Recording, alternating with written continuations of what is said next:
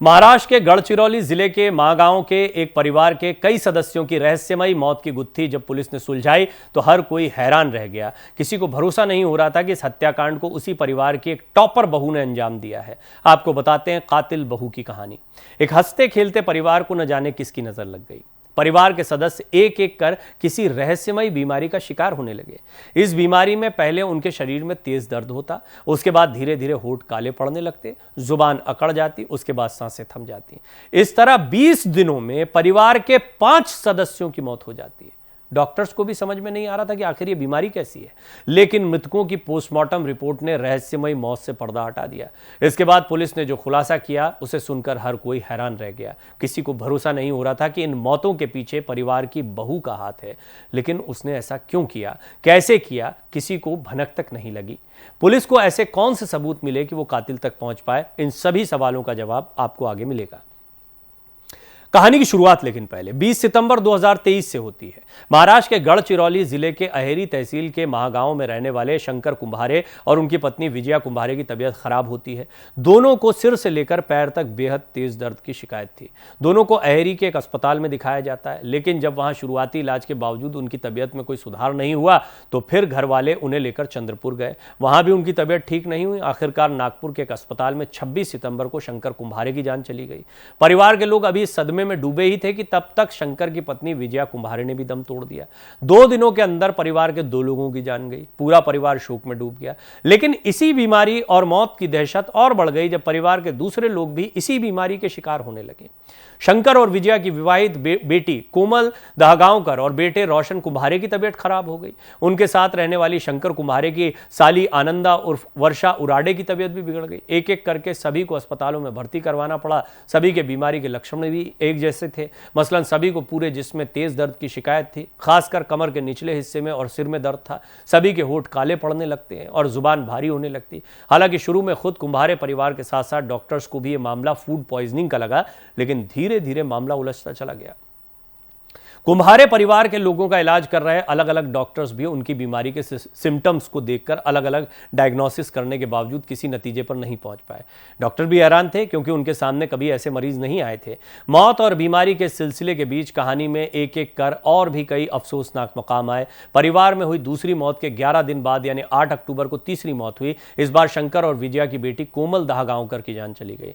कुंभारे परिवार का शोक और बढ़ गया। लोग डर के साए में आ चुके थे। तभी 6 रोज गुजरते गुजरते परिवार को चौथा झटका लगा। 14 अक्टूबर को शंकर की साली और विजया की बहन आनंदा और वर्षा उराडे की भी मौत हो गई। उसके अगले दिन 15 अक्टूबर को शंकर और विजया के बेटे रोशन कुंभारे ने भी अस्पताल में दम तोड़ दिया। इस तरह 20 दिनों के अंदर कुंभारे परिवार के 5 लोग किसी रहस्यमयी बीमारी का शिकार बनकर एक एक कर मौत के मुंह में समा गए। अब यह बात कुंभारे परिवार और महागांव से बाहर पूरे गढ़चिरौली को सताने लगी थी। हर तरफ इस रहस्यमयी मौत की चर्चा होने लगी। कुंभारे परिवार के साथ साथ उन्हें जानने वाले तमाम लोग मौत के अजीबोगरीब सिलसिले से हैरान और परेशान थे कि कुंभारे परिवार को लेकर और भी चौंकाने वाली जानकारियां सामने आती हैं। पता चलता है कि कुंभारे परिवार का सबसे बड़ा बेटा सागर कुंभारे, जो काम के सिलसिले में दिल्ली में रहता है, वो भी बीमार है। उसे भी बीमारी के कुछ वैसे ही लक्षण हैं जैसे कि परिवार के दूसरे लोगों को है। असल में अपने माता पिता की मौत की खबर मिलने पर सागर दिल्ली से चंद्रपुर पहुंचा था। वहां माता पिता के अंतिम संस्कार और क्रियाकर्म में भाग लेने के बाद जब वो दिल्ली पहुंचा तो उसकी हालत बिगड़ गई। इतनी बिगड़ गई कि उसे दिल्ली के ही एक अस्पताल में भर्ती होना पड़ा। इधर शंकर और विजया की तबीयत बिगड़ने के बाद जो ड्राइवर अपनी कार में दोनों को अहेरी के अस्पताल में लेकर गया था, उस ड्राइवर राकेश मडावी की हालत भी काफ़ी खराब हो गई। ड्राइवर राकेश मडावी को भी अपने इलाज के लिए चंद्रपुर के एक प्राइवेट अस्पताल में भर्ती होना पड़ा। ठीक इसी तरह अपने बीमार रिश्तेदारों की मदद के लिए किसी दूसरी जगह से चंद्रपुर पहुंचने वाले शंकर कुंभारे की साली का एक लड़का भी रहस्यमयी तरीके से बीमार हो जाता है। उसे भी अस्पताल में भर्ती होना पड़ता है। इस पूरे एपिसोड में गौर करने वाली बात यह थी कि कुंभारे परिवार के वही लोग बीमार पड़ रहे थे या मारे जा रहे थे जो गढ़चिरौली में रहते थे या वहां गए थे। परिवार के ऐसे सदस्य जो गढ़चिरौली से दूर थे, उन्हें ना तो किसी बीमारी का असर हुआ और ना ही किसी की जान गई। यानी गढ़चिरौली के उस मकान में या कुंभारे परिवार में कुछ तो ऐसा जरूर था जो लोगों को बीमार कर रहा था। एक साथ एक ही परिवार के 5 लोगों की मौत कोई मामूली बात नहीं होती, वो भी तब जब परिवार में किसी को कोई पुरानी बीमारी ना हो। इन 5 मौतों ने न सिर्फ महागांव में बल्कि आसपास के पूरे इलाके में सनसनी फैला दी थी। इन मौतों को लेकर चर्चाओं का बाजार गर्म हो चुका था। खासकर लोग इन मौतों के पीछे काला जादू, अंधश्रद्धा वाली बहुत बातें, अंधविश्वास बहुत सारे हैं, इनकी बातें कह रहे थे। इन मौतों से गढ़चिरौली पुलिस के भी कान खड़े हो गए। इस बीच पुलिस को नागपुर से मारे गए लोगों की मेडिकल रिपोर्ट मिली तो उसका शक और गहरा गया। असल में डॉक्टर्स को भी मौत की वजह साफ साफ समझ नहीं आ रही थी। मेडिकल रिपोर्ट में कार्डियक अरेस्ट और मल्टी ऑर्गन फेलियर को मौत के पीछे की वजह बताया गया, लेकिन एकाएक इतने लोगों के साथ ऐसा कैसे हुआ, एक बड़ा सवाल था।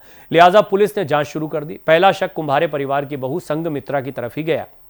ये लाजमी भी था क्योंकि कुम्हारे परिवार के सारे लोग एक एक कर बीमार हो रहे थे, मारे जा रहे थे, लेकिन संघमित्रा ठीक थी। पुलिस ने कुम्हारे परिवार की बहू संघमित्रा को पूछताछ के लिए बुलाया तो राज खुल गया। संघमित्रा ने पहले तो पुलिस को धोखा देने की कोशिश की, लेकिन सबकी बीमारी और अपनी तंदुरुस्ती के सवाल पर वो फंस गई। उसने ससुराल वालों की मौत के पीछे अपने हाथ होने की बात तो मानी, लेकिन ये कहकर चौंका दिया कि इस साजिश में उसकी एक मामी रोजा रामटेके भी शामिल है। लेकिन अब सवाल यह है कि आखिर संघमित्रा और उसकी मामी की कुम्हारे परिवार से ऐसी दुश्मनी क्या थी? आखिर उन्होंने कुम्हारे परिवार की जान लेने के लिए ऐसे कौन से जहर का इस्तेमाल किया जिससे अब तक मौत की वजह भी साफ नहीं हुई और एक एक करके लोग मारे जाते रहे? ऐसा अजीबोगरीब जहर उन्हें मिला कहां से? क्या इस कत्ल में सिर्फ वही दोनों शामिल हैं या फिर इसके पीछे कोई और भी है? पुलिस को अब इन सवालों का जवाब जानना था, जिसकी कोशिश शुरू हो गई। गढ़चिरौली पुलिस ने संघमित्रा और रोजा को हिरासत में ले लिया। संघमित्रा से पूछताछ करने पर पता चला कि उसने कुम्हारे परिवार के बेटे रोशन से अपने घर वालों की मर्जी के खिलाफ जाकर लव मैरिज की थी। संघमित्रा की शादी से उसके माता पिता इतने दुखी हुए कि उन्होंने खुदकुशी कर ली। लेकिन इधर शादी के बाद संघमित्रा को ससुराल में रोशन और उसके घर वाले परेशान करने लगे, उसे ताने देने लगे थे, जिससे वो सभी से खार खाए बैठी थी, उनसे बदला लेना चाहती थी। दूसरी ओर उसकी मामी रोजा रामटेके का कुम्हारे परिवार से जमीन को लेकर झगड़ा चल रहा था। मागांव में ही जमीन एक हिस्से पर कब्जा करने के लिए वो कुम्हारे परिवार के लोगों को रास्ते से हटाना चाहती थी। ऐसे में जब दोनों एक दूसरे से कुम्हारे परिवार को लेकर उनके मन में पल रही नफरत की बात कही तो फिर दोनों ने मिलकर ही कुम्हारे परिवार को ठिकाने लगाने की साजिश रची। अकोला से आने वाली संघमित्रा ने एग्रीकल्चर साइंस को लेकर पढ़ाई की थी। वो टॉपर थी, इसी वजह से उसे कई किस्म के जहर, कीटनाशक वगैरह की अच्छी जानकारी थी। उसे ये पता था कि आर्सेनिक जैसा हेवी मेटल इंसान को बीमार करने के साथ साथ मौत के मुंह में तो पहुंचा देता है, लेकिन चूंकि ये रंगहीन और गंधहीन होता है तो इसे किसी को खिलाने पिलाने पर उसे इसकी खबर तक नहीं होती है और दूसरों को भी इसका पता नहीं चलता है। संघमित्रा अब चुपके से सभी के खाने में आर्सेनिक मिलाने लगी। जो लोग कुम्हारे परिवार की मदद के लिए पहुंचे उन्हें भी वो वही जहर मिला खाना या पानी देने लगी, जिससे बाकी लोग भी बीमार होने लगे।